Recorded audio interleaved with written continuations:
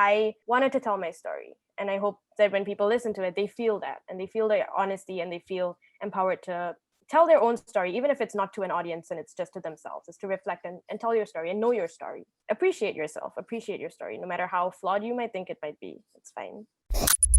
Hello, Neon Poly. Happy holidays. This is Sarsa, and you're listening to the hottest thing on campus, Radio Heatwave. Radio Heatwave. Heatwave.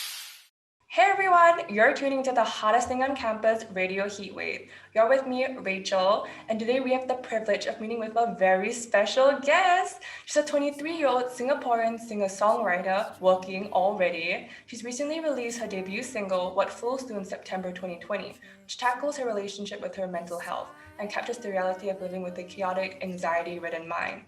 She has performed live, most notably on Singapore's Esplanade Outdoor Theatre stage, and has performed alongside Benjamin King during SMU's Patreon Day. On top of that, she was a finalist in Sing for Singapore, a virtual talent competition which raises money for Food Bank SG.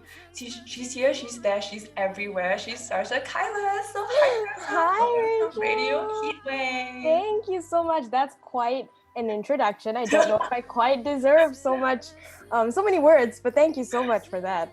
Yes. Okay, so we listened to your debut single, What Fools Do, and it really resonated with us. So just to get the ball rolling, we have a couple of questions regarding your single. So without further ado, let's begin. Okay, so as mentioned before, earlier this year during SMU's Patreon Day, you had a chance to perform alongside Benjamin King. Are there any local artists that you look up to or that inspire you? You just named him. Ben is he's an absolute star. I did get to not just perform but meet him, get to know him. He's just such a sweetheart. I think his music is incredible. I love the way he writes. I think that's my favorite thing. I love the sound. It's very him. It's very distinct. Other than Ben, I also love Aisha Aziz. I know she has a new single out. I think it's Loving Room. It's amazing. Tabitha Dowser has Vices. I'm just promoting everyone. I know I love Hashi and Mark. So many. Singapore has so much talent. BRB, it's just unlimited talent. And I see so many up and coming artists as well. So that makes me super happy. A lot of inspiration just within our four walls of this little country.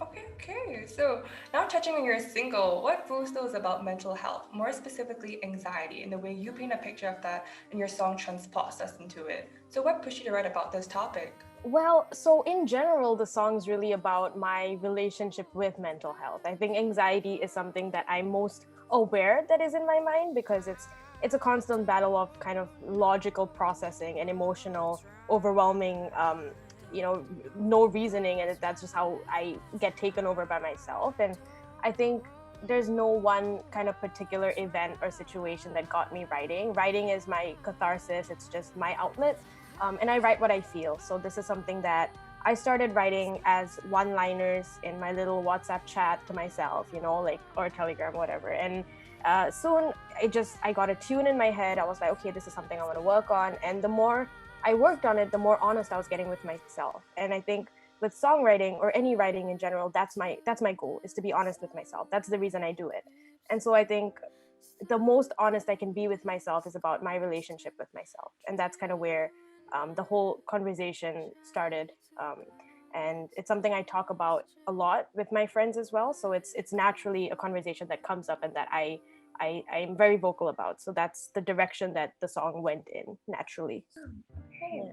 So you posted a lot of song covers on Instagram. What part of the experience do you enjoy the most? Oh, that's a good question, actually. I think whenever I feel something, I sing. So whenever you see a cover, it's really because that week has probably been really good, really bad, or it's just my way of cheering myself up. So singing is my favorite part. I think the actual filming and the actual posting, I could do without it. And I should. I mean, it's my choice to do these things, but singing is my favorite part of it. I mean, most of the takes are off key, like horrendously off key. So my favorite part is also finding one that works, but it takes a while. But yeah, just getting it out, singing is my favorite thing.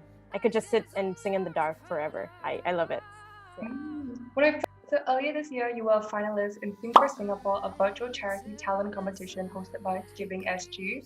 Can you tell us more about that competition and what pushed you to join it? Yeah, so that was super cool, super thoughtful initiative. Partnered with the Food Bank Singapore, and look, I sing karaoke in my room all night by myself, so I thought, why not just put myself out there a little bit and help people. So that's really what pushed me. I think a couple of my friends sent me the link and they're like, you should just try this. And that was when I just got out of uni and I was waiting for work to start. So I was like, okay, I have a little bit of time as well. The judges were super cool. There's Haneri, who's one of my inspirations as well that I didn't mention, but incredible. I got to sing to Aisha, who was absolutely incredible. I was so nervous. She's one of my absolute favorites. Sarah Wee, it was just a really good chance for me to kind of build a bit of confidence and try something new, beyond my room and karaoke and singing in the shower. I just thought, why not? It's fun. Yeah. Okay. For a good cause. So how did you come up with the name What Fools Do? Oh, if I go through my voice notes, I think it was just like me trying to hum things and then singing fools like that. That describes me. I'm definitely a big fool and I love it. I'm the biggest fool. And I think the whole concept really was duality.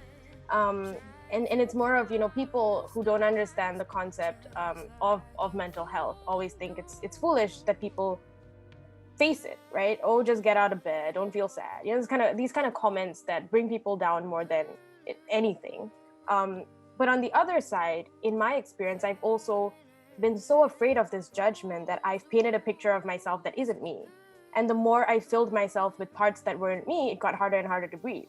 And I think that's foolish as well, is to not just take charge. And I know it's difficult. I'm not saying, like that everyone can do it and it's easy, but it's to face it and be brave through it and realize and recognize it as part of your identity and work through it. And I think that's something it's taken me years and years and years to get to, and I'm definitely far away from where I want to be. But that's what fools do, is you either judge or you give in to that judgment. And I think if you don't want to, then you're not a fool. That was the rough idea. I think I explained it very poorly because I'm a fool, but yeah. right back to the elbow. What fool do? Exactly. Oh, man. Okay, now we've entered the hot seat, the quick fire questions. So we just have a couple of seconds to answer them. Okay. Really, no pressure. It's okay. Fun. So you'll have. Yeah. I don't believe you, but okay. Okay, so question one. You've traveled quite a bit. Which was your favorite country to visit? Austria. Good pick. What is a quote that you live by? Do it unless you die. Oh, be kind. That's a better one, right? Yeah, be kind. Your favorite music artists? Ariana Grande, Tori Kelly, Brendan Urie, Lianne Havas, Adele, Georgia Smith. Just too many. Oh, did you say artist? Sorry. Now you know too much. If you could make everyone follow one rule, what would it be? We have to order cake wherever we go. I support. That's a pretty good rule. Yeah. I want to take notes. Yes, I know. I'm dishing it out, guys. Take notes. Exactly. Gosh, your favorite book?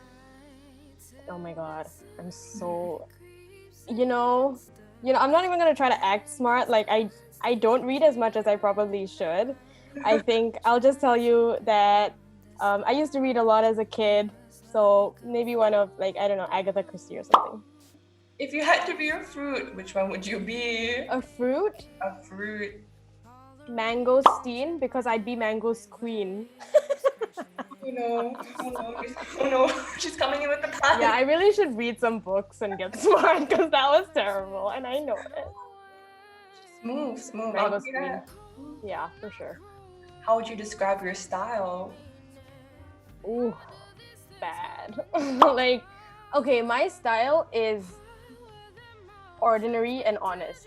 Like lazy honest, I don't try to be anything I'm not. I keep it very real, so that would be my style, just keeping it super real with everyone. So what is the fun fact about you that not many people know, or is it just exposing? It has to be about me, or can it just be? Oh, I have really bad standards when it comes to food. Like, it's embarrassing when people are like, "This is good," and I'm like, "It tastes exactly the same as everything else," and they're like, "What's wrong with you?" You know, it's that level of like unable to appreciate like the good things in life. Like that's it. Yeah. It's out there now. Just Yeah. I'm sorry. I can't appreciate you even if you're the best. oh gosh. What is the weirdest food combination you've eaten? Oh my god, people are gonna judge me so bad. Let me think. Well, at a really low point in my life, I ate chicken nuggets with ice cream. So gross. Interesting. I might do it again. So we will be hearing new music from you in the coming year. Probably not. I mean, I do not have plans right now. Maybe collaborations, maybe something on Instagram, maybe something on YouTube. So yeah, maybe. We'll see. Yeah, we look forward to hear that. Thank you. You've reached the end of our quickfire questions, and you were amazing. You Oh, true. Barely, but true. barely. So for all the listeners out there, go stream what Pulse 2. It's out now. Catch it on Spotify, Amazon Music, YouTube, SoundCloud, everywhere and anywhere you can. And once again, a big thank you to Sarsa for your time. And with that, Thank you for having me. Hello, Neon Polly. Happy holidays. This is Sarsa, and you're listening to the hottest thing on campus, Radio Heatwave.